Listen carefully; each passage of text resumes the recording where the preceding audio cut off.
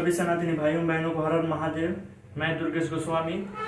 आज है दशहरा के दिन, जो विजयादशमी के दिन के नाम से जाना जाता है। और हम और आप सभी लोग, अधिकतर लोग यही जानते हैं कि आज ही के दिन रावण का वध किए थे श्री राम जी ने। इसीलिए खास तौर पे आपको ये मालूम है कि नहीं है कि शस्त्र पूजा की आज दिन है, ना ही कि आप जो पेन और तमाम चीजें पूज के और आप रावण को जलाते हैं। रावण को तो जलाइए, लेकिन और भी इसके जो मेन उदाहरण और जो मेन प्रतीक है, जो मेन वजह के लिए पर्व मनाया जाता है, आप इस वीडियो को 2 मिनट देख के और समझिए। और आप जो आपका भी अनुभव हो तो कमेंट बॉक्स में कमेंट करके जरूर बताइए कि ये शस्त्र पूजा के दिन है, दशमी के दिन शस्त्र पूजन के दिन है, ना ही कि आप सिर्फ जाके रावण को जला दीजिए या कुंभकर्ण को जलाने से इससे आपको बहुत बड़ा उपलब्धि मिल जाएगी। तो नहीं, फेसबुक ट्विटर पे तमाम पे आज पोस्ट देखिएगा जिसमें लिखा रहेगा कि धर्म की अधर्म पे धर्म की जय हुई थी, विजय हुई थी, इसीलिए मैं दशहरा मनाता हूं और विजयदशमी के दिन इसीलिए मनाया जाता है। लेकिन सबसे बड़ी चीज जो है, हमारे शास्त्रों में जो नहीं लिखा गया है, मतलब आज के नए वाले शास्त्र में बता रहा हूँ, जो और आप और हम अधिकतर लोग पढ़ रहे हैं, कह रहे हैं कि कहीं नहीं लिखा है, लेकिन ओरिजिनल आप पढ़ नहीं पा रहे हो। चाहे हमारे कवि हुए, चाहे लेखक हुए, जो भी हैं, वो हमारे धर्म के बारे में, सनातन के धर्म के बारे में कुछ लिखे ही नहीं। जितने अगर अपने सनातन के बारे में जानना है तो आप अदर कंट्री के लेखक के किताबें पढ़िए, तब आपको सच्चाई मालूम चलेगा कि सनातन धर्म वास्तव में है क्या। ऐसे ही ये जब खत्म किया गया शस्त्र पूजा और शस्त्र रखना हिंदुओं के लिए, 1857 में ब्रिटिश सरकार ने ईस्ट इंडिया कंपनी के नाम से जब चलती थी तो बहुत बड़ा विद्रोह हुआ था इसके खिलाफ, ब्रिटिश सरकार के खिलाफ, जिसमें दिल्ली, लखनऊ और कानपुर मुख्य रूप से बहुत बड़ा ये केंद्र बना था उस टाइम के। लेकिन इसमें हिंदू राजा भी लड़े थे और मुस्लिम लोगों भी लड़े थे। लेकिन मुस्लिम लोग ये था, वो इसलिए लड़े थे कि वो पहले जैसे मुगल राज करते थे उसी हिसाब से चाह रहे थे कि फिर ब्रिटिश सरकार हट जाए और हम लोग का फिर से ये मुगल जो शासक था उस टाइप से हम लोग फिर राज करना शुरू कर दिए। लेकिन उसको देखते हुए, मद्देनजर रखते हुए, ब्रिटिश सरकार ने एक बहुत कड़ा कदम उठाई। 1859 में एक शस्त्र कानून बना के उन्होंने पूरे शस्त्र रखने वाले हिंदू समाज पे, और माने ब्रिटिश लोगों के छोड़ के जो भी रख रहे थे उन पे नाकाबंदी करने का काम किया। जिसमें उसमें लिखा गया कानून में 1859 में, जो आज तक हमारे इंडिया में लागू है, उसमें लिखा गया था कि 7 इंच से बड़ा हथियार कोई भी व्यक्ति नहीं रखेगा। अगर इससे बड़ा रख रहा है तो उस पर गैर कानूनी प्रतिबंध लगा के उसे करवास भी की सजा सुनाई जाएगी और करवास उसे भुगतना पड़ेगा। वो सिर्फ अब किसको अलाउ थी? जो उनके चटुकार थे अंग्रेजों के, या उनके जो करीबी थे, वही हथियार, राइफल या कट्टा या धारदार हथियार कोई कुछ भी रख सकते थे, बाकी किसी को इजाजत नहीं थी। उसमें 4 चंद लगाने, कुछ दिन के बाद 4 चंद लगाने का काम किए गांधी ने, जिसे गांधी को आप कैसे मानते हैं मुझे नहीं मालूम, लेकिन मैं गांधी जी को फॉलो नहीं करता हूँ, सीधी सी बात समझिए।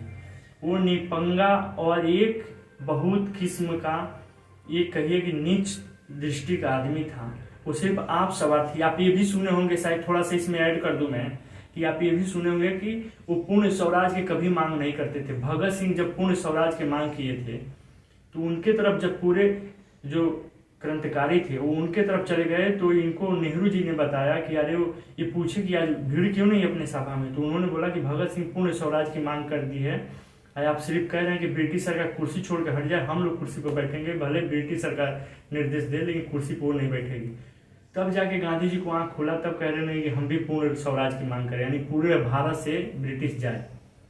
तो ये भी सच्चाई है। दूसरी चीज, इसमें 4 चंद लगाने के क्या काम किए गांधी जी ने? इसमें इन्होंने कहा कि भाला छोड़िए, माला जपिए, सीताराम कहिए, और ये इन्होंने धीरे धीरे आपको अपाहिज बनाया गया। हमारे कथावाचक भी ऐसे अपाहिज बना दिए कि राधे राधे कहिए, चले आएंगे बिहारी, तमाम तरह के ये नारे लगाए गए और कथावाचक आपको इसी में उलझा रखे, लेकिन सच्चाई कोई नहीं बताता है।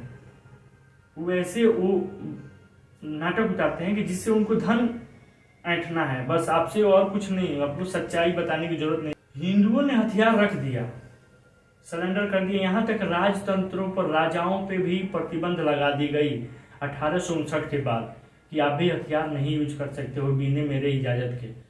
उसके बाद इसमें सिख भाई ने हथियार नहीं डाला अंग्रेजों के खिलाफ, कितना हूँ प्रताड़ना किए, लेकिन सिख ने कभी हथियार नहीं डाला उनके सामने। पठानों ने नहीं डाला, पठान भी अपना हथियार रखते हैं, आज भी रखते हैं। उसी टाइम से अंग्रेज भी कानून बनाने के बाद भी वो हथियार नहीं डाले। गोरखा जो है, गोरखा भी हथियार नहीं डाला, आज भी वो रखते हैं।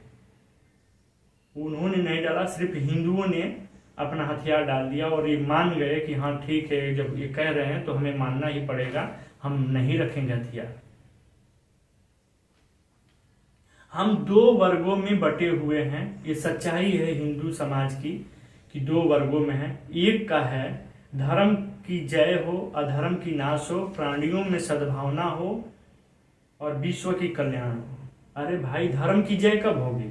धर्म की जय कब होगी? जब धर्म बचेगा तब ना, सनातन बचेगा तब तो। प्राणियों में सद्भावना हो, कैसे बचेगा भाई? प्राणियों में सद्भावना हो कैसे उत्पन्न होगा? जब सच्चाई पढ़ोगे तभी तो। विश्व की कल्याण हो, विश्व की कल्याण कैसे होगा? जब सनातन धर्म ही नहीं रहेगा तो दूसरा धर्म इस धरती पे कोई नहीं है कि जो विश्व की कल्याण कर ले। अब देख लीजिए इजराइल और हमास की लड़ाई में, देख ही रहे हैं, हमास ने खामोखाम ऐसे नग्न अपना दिखाया है, रौद्र औरतों को वस्त्रन काट के, नंगे करके, रेप करके, मर जाने के बाद भी रेप कर रहे हैं वो लोग। तो इसी पे दिनकर जी ने गांधी से चिढ़ते हुए लिखा था कि गीता में जो तृप्त निकाय पढ़ते हैं, गीता में तृप्त निकाय पढ़ते हैं, तलवार गलाकर जो तकली पर गढ़ते हैं। गीता में जो तृप्त निकाय पढ़ते हैं, तलवार गलाकर जो तकली पढ़ते हैं। तकली शब्द समझ है, उर्दू है। गांधी जी को ही संकेत किया था, गांधी जी के खिलाफ ही दिनकर जी ने लिखा था। तो ऐसे हमारे जो धर्म है, सनातन धर्म महान है। आज के दौर में आप अगर किताबी और साइंटिस्ट के लैंग्वेज में भी जाने तो आज महान है। यहाँ तक आप जिसे बहुत बड़ा आप कहते हो ना, नासा कुछ भी कह दे कि नहीं, आम के पेड़, खजूर का पेड़ को आप आम को पेड़ कह दे, तब भी आप मानने, क्योंकि भाई नासा ने कहा है। तो वही नासा ने आज ये भी कबूल कर लिया कि सनातन धर्म ही सबसे श्रेष्ठ है, इसके अलावा कोई धर्म श्रेष्ठ नहीं है। और जो आज तुम खोज रहे हो पढ़ लिख के, वो हमारे वेद शास्त्रों के हिसाब से ही ढूंढ रहे हैं। 100 योजन की बात, तमाम अंतरिक्ष की बात, सूर्य की दूरी, हमारे ये नासा वगैरह वगैरह ये कुछ नहीं था भौंडल, तब भी वो लोग हमारे ऋषि मुनि लिख चुके थे, लेकिन वो हमें पढ़ाया नहीं गया, विस्तार रूप से बताया नहीं गया। क्योंकि जागरूक होगी ना, तो फिर आप इन नकली बाबाओं के पास और नकली कथावाचकों के पास पैसा कैसे दीजिएगा? जब सच्चाई जान जाएगी तो पैसा तो दीजिएगा नहीं, क्योंकि अब सच जान गए हैं तो झूठ बात पैसा कोई देता है? नहीं देता है। तो सभी सनातनी भाइयों बहनों को एक बार फिर से विजयदशमी की बहुत ढेर सारी शुभकामनाएं। लेकिन मैं कहूंगा कि आज आप विजयदशमी जब मना रहे होंगे तो आप शस्त्र की पूजा कीजिए, ना ही कि ये कलम तराजू राजू की पूजा मत कीजिए।